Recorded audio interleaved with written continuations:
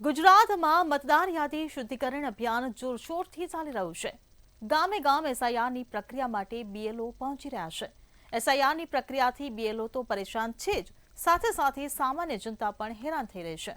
લોકોને ફોર્મ ભરવામાં ખૂબ મુશ્કેલીનો સામનો કરવો પડી રહ્યો છે. ત્યારે હવે જનતા પાસેથી જ જાણીએ કે તેમને એસઆઈઆરની પ્રક્રિયાને લઈને કેવી તકલીફોનો સામનો કરવો પડી રહ્યો છે. ત્યારે સૌથી પહેલા જાણીએ અમદાવાદની જનતાનું મંતવ્ય.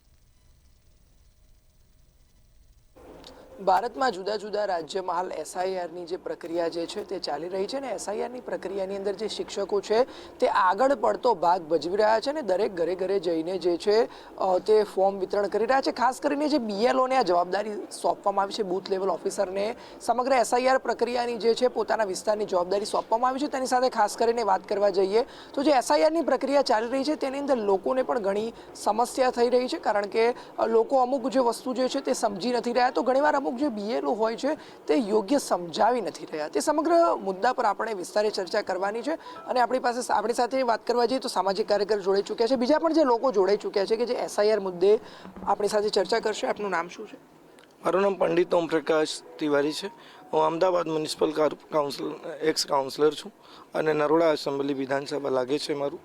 અત્યારે જે સમસ્ત ગુજરાતમાં અને ભારત દેશમાં દરેક રાજ્યોમાં પણ એસઆઈઆરના સ્પેશિયલ રિવિઝન ઇન્વેસ્ટિગેશનની જે પ્રોસિજર ચાલે છે, અગાઉ 24 વર્ષ પહેલાં જે 2002ની યાદી મંગાવવામાં આવે છે અને આવી મુશ્કેલીઓ ઊભા રહે છે કે સ્લમ વિસ્તાર, ગરીબ વિસ્તાર, ઓબીસી વિસ્તાર, એસસી એસટી ઓબીસી વિસ્તાર છે એ લોકોમાં તો 80-95% પરિસ્થિતિ ખરાબ છે.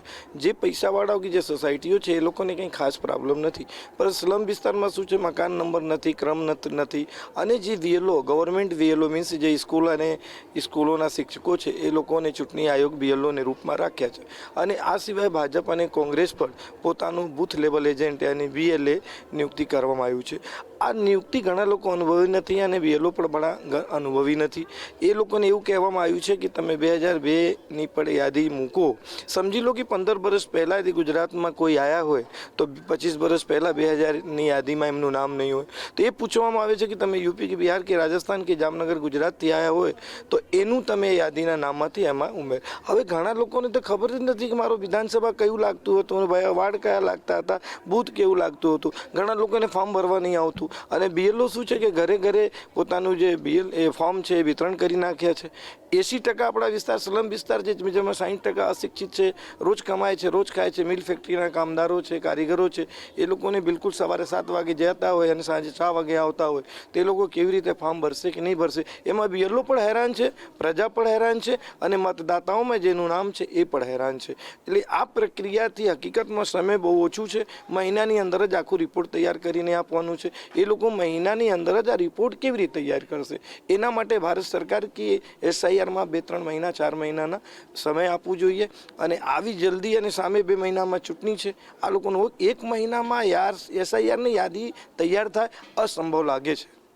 ખાસ કરીને જાણવા માંગીશ કે સૌથી વધારે મુશ્કેલી અને જે લોકો શિક્ષિત નથી તો એ લોકોને સૌથી વધારે મુશ્કેલી કઈ પડી રહી છે? મુશ્કેલી એમાં એવું પડી રહી છે કે હવે એમના 2002ની યાદીમાં એમનું નામ ગોતીને अब સ્લમ વિસ્તારના પોતાના ચૂંટણી કાર્ડ લોકો નહીં રાખી શકતા તો 2002 અબાઉટ 24 વર્ષ 25 વર્ષ પહેલાં એમના કયા નામમાં અને ક્યાં રહેતા હતા એમનું વિધાનસભાનો નંબર યાદ નથી, ભાગ નંબર નથી યાદ. તો આ લોકોની ફોર્મ બહુ, તો આમાં પ્રક્રિયા શું છે કે જેનું ક્લિયર છે એને એ ટાઈપ બનાવવાનું અને જેનું મતલબ ડોક્યુમેન્ટ્સ નથી 2000ની યાદી એમને બી ટાઈપમાં લઈ જવાનું અને બી ટાઈપમાં એવું પણ નક્કી સાંભળવામાં આવે છે કે જેનું યાદી કંઈક સબમિટ નથી કરતા એ લોકોને બી ટાઈપવાળાને નોટિસ આપવામાં આવશે અને એ નોટિસ અપીલમાં જવાનું પડશે. અને અપીલમાં કોને ગરજ પડી છે, કોને છે કે એ અપીલમાં જાય, કોર્ટમાં જાય? એના કરતાં 25-30% નામ તો જેમ બિહારમાં 65 લાખ જેવા મતદાર યાદીઓમાંથી નામ કાઢી નાખવામાં આવ્યું છે એ જ રીતે દરેક સિટીમાં આ નામ લોકો કાઢશે અને ખાસ કરીને અધર સ્ટેટના લોકો છે એ લોકોને તો બહુ મુશ્કેલીઓને સામના કરવું પડશે,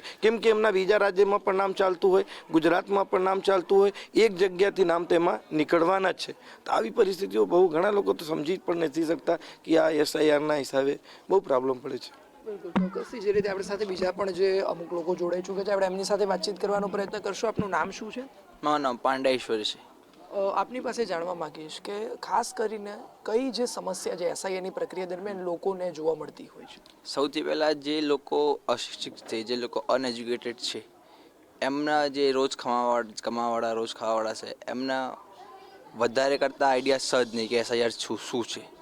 અને જે BLO છે એ લોકોએ એમનો કામ પૂરો કરતા નથી. અડધામાં જે એમની પ્રોસેસ હોય છોડી દે.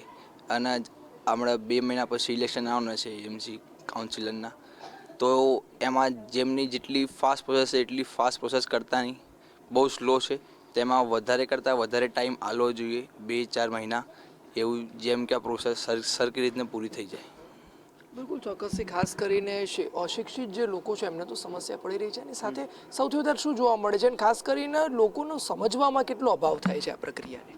સૌથી પહેલાં તો જે આપણા ગુજરાતના લોકો છે એમને આજ સુધી SIR સાંભળવામાં જ નથી આવ્યું. SIR શું છે હમણાં થોડુંક બિહારમાં કર્યું, એની પહેલાં દિલ્હીમાં થોડું કર્યું, અને હવે જે આ પ્રોસેસ ચાલી છે એમાં જે લોકો એજ્યુકેટેડ છે એમને બી દિક્કત આવે છે, એમને થોડું ઘણું આઈડિયા નથી. અને જે BLO છે એ એમનું કામ પૂરું અડધામાં કરી દે એવું છે. જેટલી એમનાથી ફાસ્ટ પ્રોસેસ બનતી હોય અને જેટલા જે લોકો બહારથી આવે એમની મતદારી ક્યાં નહીં, એમની વિધાનસભા ક્યાં, એમને કોઈને ખબર જ નથી. બિલકુલ ચોક્કસથી. જે રીતે વાત કરવા જઈએ તો આપણી સાથે ઘણા બધા લોકો જોડાયા, સામાજિક કાર્યકર્તા જોડાયા. હાલ પણ એવું કહી શકીએ કે ક્યાંક મિસકોમ્યુનિકેશન છે, ક્યાંક BLO સમજાવી નથી શકતા, અશિક્ષિત લોકો છે, ઘરની બરોબર ફાળવણી નથી થઈ, બરોબર છે, ઘરના નંબર નથી, એને લીધે પણ ક્યાંક SIRની જે પ્રક્રિયા છે તેની અંદર ક્યાંક કચાશ જોવા મળી રહી છે. ખાસ કરીને લોકોને ખૂબ સમસ્યા પડી રહી છે.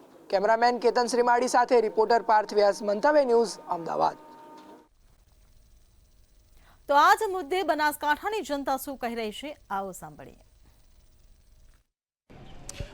ચૂંટણી પંચ દ્વારા ગુજરાતમાં જ્યારે SIRની પ્રક્રિયા શરૂ થઈ છે ત્યારે સમગ્ર ગુજરાતમાં અનેક તર્ક વિતર્ક સામે આવી છે. ત્યારે બનાસકાંઠાના લોકો શું કહી રહ્યા છે, બનાસકાંઠામાં કેવી કામગીરી થઈ રહી છે, સીધી વાત કરીશું આપણે અહીંના જે BLOના જે અધિકારી છે એમના જોડે. સાહેબ, ખરેખર પ્રોસેસ કેવી હતી ને લોકો શું કહી રહ્યા છે? આજે 2025ની જે મતદાર યાદીનો સુધારણા કાર્યક્રમ ચાલી રહ્યો છે ત્યારે સરકારના આયોજન પ્રમાણે ખૂબ સુંદર કામ થઈ રહ્યું છે, અને જે BLO તરીકે જેમની નિમણૂક થઈ છે એ BLO પણ ખૂબ સુંદર કામ કરી રહ્યા છે. અને એ યાદી સાથે 2002ની યાદી અને 2025ની યાદી સાથે સંકળામણ કરી અને એમનું મેપિંગ કરવાનું થાય છે. જે લોકોનું 2002ની યાદીમાં જેનું નામ છે અને 2025માં જેનું નામ છે એમને કશું કોઈ આપવાનું રહેતું નથી, અને જેમને 40 વર્ષથી ઉપર થયેલા હોય તો એમને પણ કંઈ આપવાનું નથી. પણ જરૂર જણાય ત્યારે જો સાહેબને એમ જ્યારે લાગશે ઓફિસ લેવલને તો જ એ લોકોને ડોક્યુમેન્ટ પૂરા પાડવાના રહેશે. જે SIR જે પ્રક્રિયા 2024ની મતદાર યાદી સુધારણા કાર્યક્રમ સરકાર દ્વારા લાવવામાં આવેલો છે એના અંદર આપણે એમ ગમે તેમ માનતા હોઈએ કે તકલીફ પડશે, આવું કશું નથી. આના હિસાબે લોકોને પણ ફાયદો થશે. જે ડબલ મતદાન હતું એ મતદાન પણ નીકળી જશે, અને સાચા આંકડા છે એ સાચા આંકડા જાહેર થશે. જ્યારે ચૂંટણી થતી હોય ત્યારે 100% વોટિંગની અંદર જ્યારે અહીંયા બોગસ વોટિંગ હોય છે, બોગસ વોટિંગ પણ નીકળી જશે, અને મતદાનની અંદર ટકાવારી સાચી મળશે. સાથે સાથે જે 2-3 જગ્યા પોતાના મત છે અહીંયાથી સ્થળાંતરની બીજી જગ્યાએ અહીંયા ત્યાં પણ મત હોય છે, અહીંયા પણ મત હોય છે, એની જગ્યાએ પોતાનું મત એક જગ્યાએ રહેશે.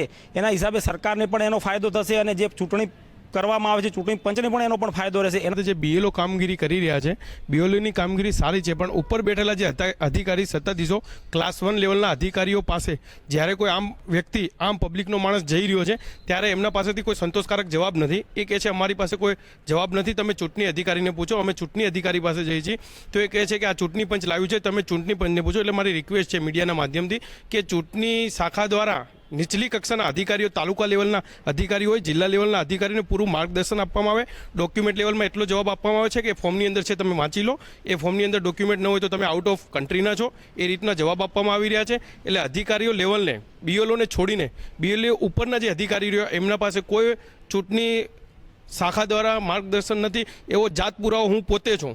એક જે સરકારની ખૂબી છે તે ખૂબ ભયંકર છે. BLO તરીકે જે શિક્ષકોની જે આ લોકોએ નિમણૂક કરી છે, હવે શિક્ષકનું કામ છે ખરેખર બાળકો ભણાવવાનું, એનો પાર્ટ ટાઈમ હોય તો એને કામ આપવું જોઈએ. બીજા નંબરમાં આ પ્રક્રિયા એવી છે કે BLOને એક ઘરે 2 વખત જવું પડે છે.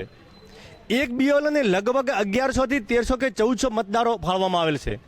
તો એ લગભગ સિટીની અંદર તો અલગ વસ્તુ વાત છે, પણ ગ્રામ્ય વિસ્તારની અંદર મોટાભાગની પબ્લિક ખેતરોમાં રહેતી હોય છે, અને જેના લીધે એક BLO વધુમાં વધુ રોજના કેટલા ખેતરે ફરી શકે. અમે તો સાંભળવામાં આવ્યું નથી કે નેટની એટલી બધી પ્રોબ્લેમ હોય છે. અને BLO આજે મતદાર સુધાર કાર્યક્રમ આજ પહેલી વાર નથી, આ કાર્યક્રમ 9મી વાર છે. અગાઉ 8 વાર પણ જ્યારે કોંગ્રેસની સરકાર કેન્દ્રની અંદર હતી ત્યારે 8 વાર અગાઉ પણ આ કાર્યક્રમ મતદાર સુધારણા કાર્યક્રમ થયેલો છે. અને જે શિક્ષકો જે અમે પણ એના પ્રત્યે વેદના છે કે પોતે જે આત્મહત્યા કરી છે, સરકાર પણ એના પ્રત્યે વેદના દાખલ કરે છે. એવું નથી કે એના અંદર જે મૃત્યુ થયું એના પ્રત્યે કોઈ સરકારને કોઈ લાગણી નથી કે વેદના નથી, એના પ્રત્યે પણ વેદના છે.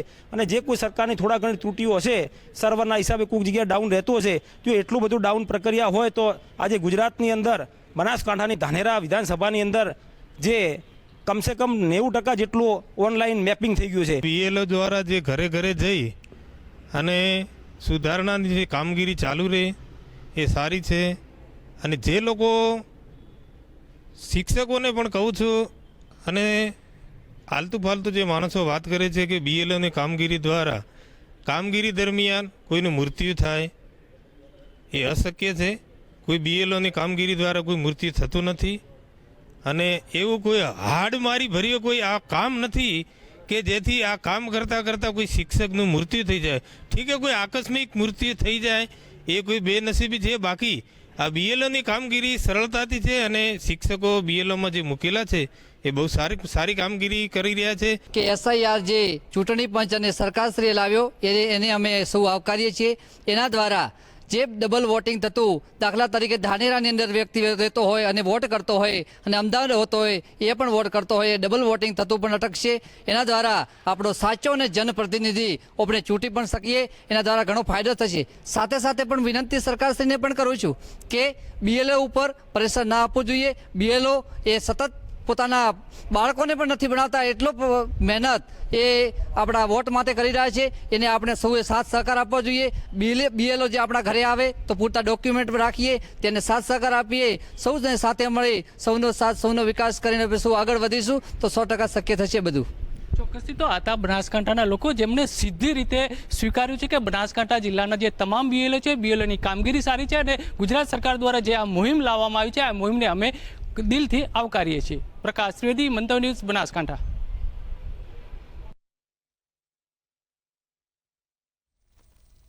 તો હવે આ જ મુદ્દે જામનગરની જનતાનું શું કહેવું છે, આવો સાંભળીએ. એસઆઈઆરની કામગીરી શરૂ થઈ ગઈ છે ત્યારે એસઆઈઆર દ્વારા કામગીરી ઘરે ઘરે ફોર્મ દેવાની કામગીરી ચાલુ છે.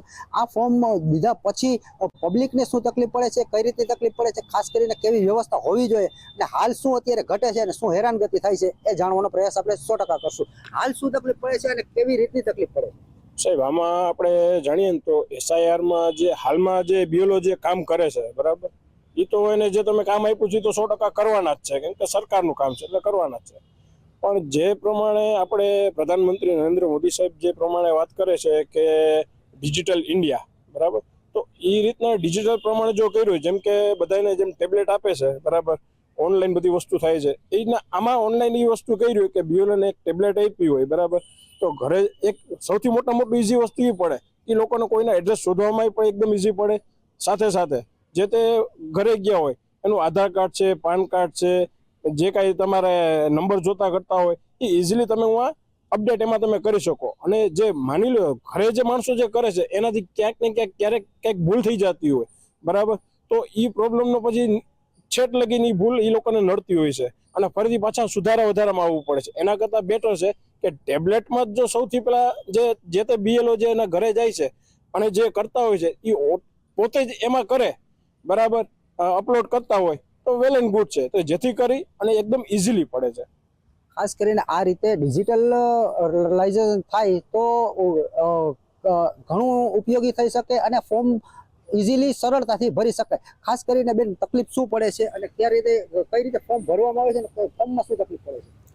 ફોર્મમાં જે મતદાર યાદીના સુધારા વધારાનું જે નામ છે એમાં ડાયરેક્ટલી લખ્યું છે કે મતદાર સુધારા સંબંધીનું નામ જણાવો, પણ કોનું નામ જણાવીએ એ હજી કંઈ પૂરતું પ્રમાણમાં અમને સમજાતું નથી.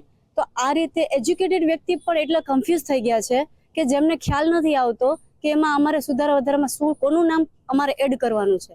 તો જેથી કરીને કદાચ આવી કોઈ વ્યવસ્થા થઈ શકે કે ડાયરેક્ટલી તમે ત્યાં જઈ અને ફોર્મ છે ત્યાં ભરી અને આ રીતની કોઈ વ્યવસ્થા થાય તો એજ્યુકેટેડ વ્યક્તિઓ અને પણ અભણ લોકો છે એમને પણ બંનેને ઇઝી પડે. અને આ માટે મારું એટલું જ કહેવાનું થાય છે કે અમને લોકોને કંઈ મુશ્કેલી જેવું જે લાગે છે એમાં અમને થોડોક સપોર્ટ જોઈએ છે. ખાસ કરીને ફોર્મ ભરવા માટેની મુશ્કેલી પડે છે. આપણી સાથે યંગ જનરેશન જોડાવાનું છે કે જે નવી મતદાર યાદીમાં હવે આ વખતે જોડાવાના છે, તો એના માટે શું કહેવાનું થાય છે અને કઈ રીતે અઘરું પડે છે?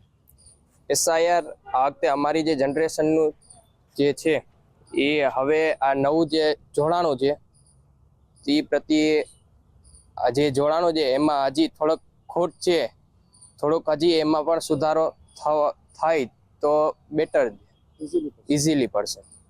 ખાસ કરીને સ્થળાંતરો જે લોકોએ કર્યા છે, આ સ્થળાંતરમાં ક્યાંક ને ક્યાંક મુશ્કેલી પડે છે, એના માટે શું તકલીફ પડે છે એ ખાસ જાણશું આપણે. સરકારશ્રીનો ખૂબ ખૂબ આભાર. આ એસઆઈઆરની કામગીરી જે શરૂ કરી છે એ આપણે મતદાર યાદીને જે આપણે એક લેવલ ઉપર એને કરવી જોઈએ, આપણે એ થઈ શકે છે, એ કરેક્ટ થઈ શકે છે. અત્યારે કેવું છે કે ઘણા બધા એવા પણ લોકો છે કે જે સ્થળાંતર કરી ગયા હોય કે બીજા કોઈ કારણોસર અત્યારે આપણી મતદાર યાદીનો ભાગ ના હોય, તો એના માટે પણ એક ફોર્મ જે આપેલું છે એ જ સેમ ફોર્મમાં આપણે એ વસ્તુ કરવાની છે, બરોબર. પણ આ વસ્તુ બીએલઓના જે અધિકારી શ્રી આપણા ઘરે પહોંચે છે તો એમને સમજાવે અને આપણી જનતા પણ એમને પૂરો સાથ આપે અને જે જરૂરી પુરાવા ડોક્યુમેન્ટ્સ છે એ એમને આપી અને નામ જે કમી કરાવવાનું હોય તો કમી કે એડ કરાવવાનું હોય તો એડ એ કરે, તો આપણી જે ડેટાની શીટ તૈયાર થાય, મતદાર યાદી એ એક્યુરેટ તૈયાર થાય. અને આપણો દેશ 150 કરોડ નિવાસી આપણે રહીએ છીએ આપણા ભારત દેશમાં, તો 150 કરોડ લોકો સરકારને આના માટે સપોર્ટ કરે અને જે જરૂરી વસ્તુઓ હોય એ આપે અને કાર્યક્રમ જલ્દીથી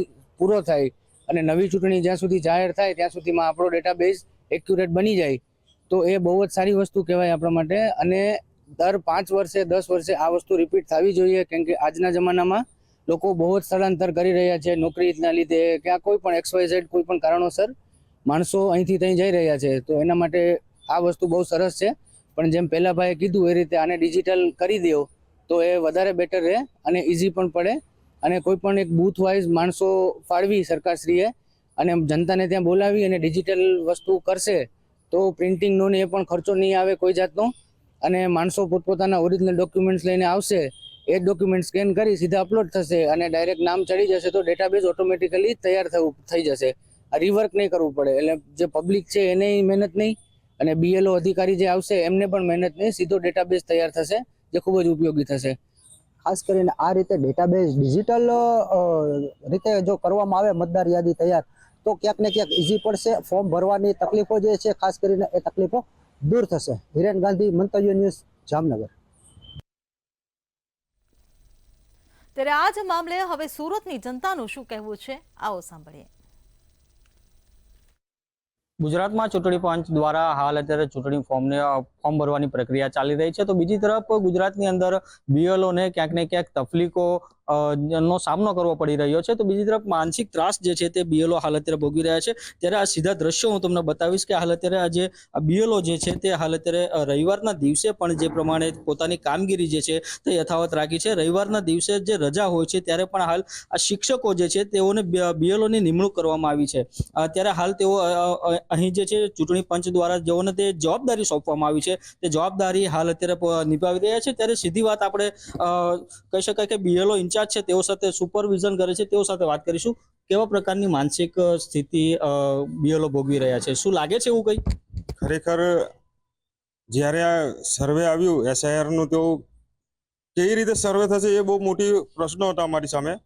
પણ અમે લોકોએ કડોદરા નગરપાલિકાનો સપોર્ટ લીધો ને કડોદરા નગરપાલિકાએ અમને ખાસો ઓનલાઈન ડેટા એન્ટ્રી માટે બી એમને સપોર્ટ આપ્યો અને જે બીએલઓ નવા હતા એમને એરિયા નહોતા જોયા એ માટે બી વ્યવસ્થા કરી કે ઓળખીતા વ્યક્તિઓ મૂકીને અલગ અલગ એરિયામાં બીએલઓ ફર્યા ને ખાસી મહેનત કરી. ત્યારે લગભગ 40% આજુબાજુ કલેક્શન થયું.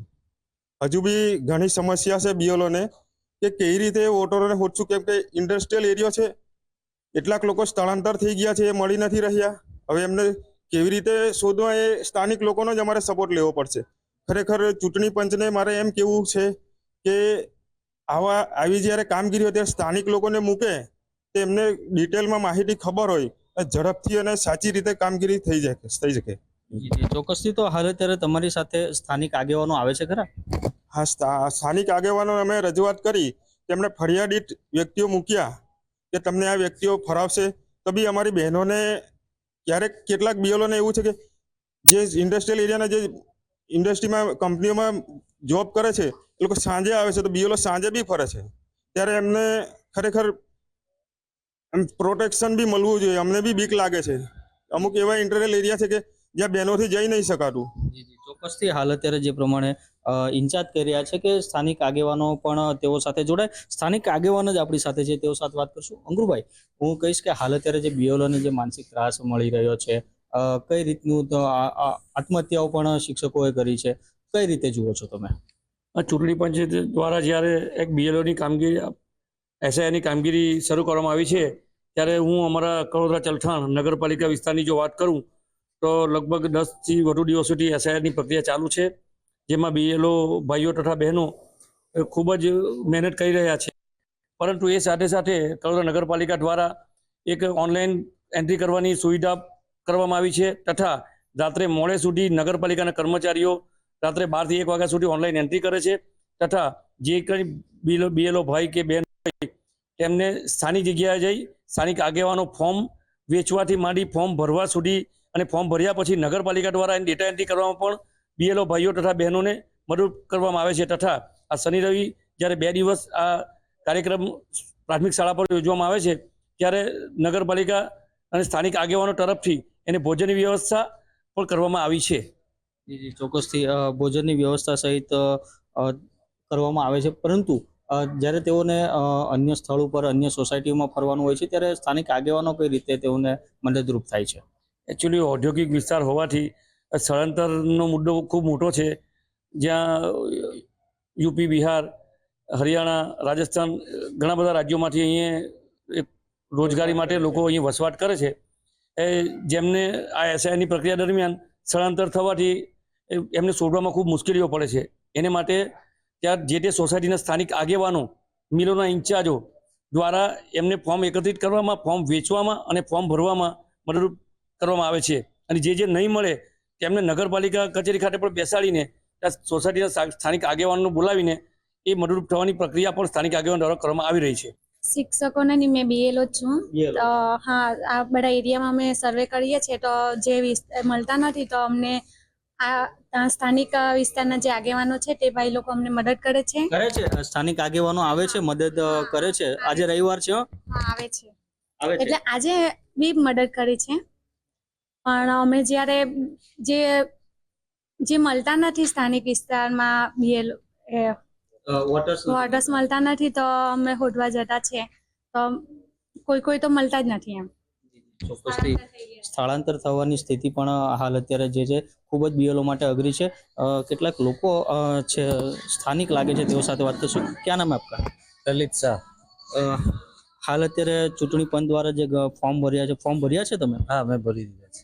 કેવી રીતે અહીં લોકો બીએલઓ મદદ કરે છે કે પછી સ્થાનિક લોકો મદદ કરે છે? બીએલઓ એ અમારા ઘરે આવીને અમને ફોર્મ આપી ગયેલા હતા, એ પાછા ભરીને અમે સબમિટ કરાવી દીધા છે. ને ત્યાર પછી આજે હું અહીંયા આવ્યો છું કે આમાં ઘણા આ અમારો એરિયો ઔદ્યોગિક વિસ્તાર હોવાના કારણે ઘણું સ્થળાંતરના પ્રોબ્લેમો છે, તો એમણે મને કીધું કે આમાંથી તમે જેને ઓળખતા હોય એના ફોર્મ મને અલગ કરી આપો. એટલે મેં અત્યાર સુધી આટલા ફોર્મ અલગ ખોદીને આપ્યા છે. ચોક્કસથી હાલ અત્યારે જે સ્થાનિક લોકો પણ છે, તેઓ પણ ક્યાંક ને ક્યાંક કહી શકાય કે બીએલઓને મદદરૂપ થઈ રહ્યા છે. તો સાથે સાથે જ સ્થાનિક આગેવાનો જે છે, તેમજ ચલથાણ કડોદરા નગરપાલિકા જે છે, તે પણ બીએલઓ જે શિક્ષકો જે છે તેઓને પણ ક્યાંક ને ક્યાંક મદદરૂપ થવાના છે, તે સંપૂર્ણપણે પ્રયાસો જે છે તે હાલ અત્યારે કરી રહ્યા છે. કેમેરામેન અભિષેક સાથે અક્ષય મકવાણા, મંતવ્ય ન્યૂઝ, સુરત. મારો અવાજમાં હાલ બસ આટલું જ. ફરી મળીશું એક નવા વિષય સાથે. ત્યાં સુધી જોતા રહો મંતવ્ય ન્યૂઝ. નમસ્કાર.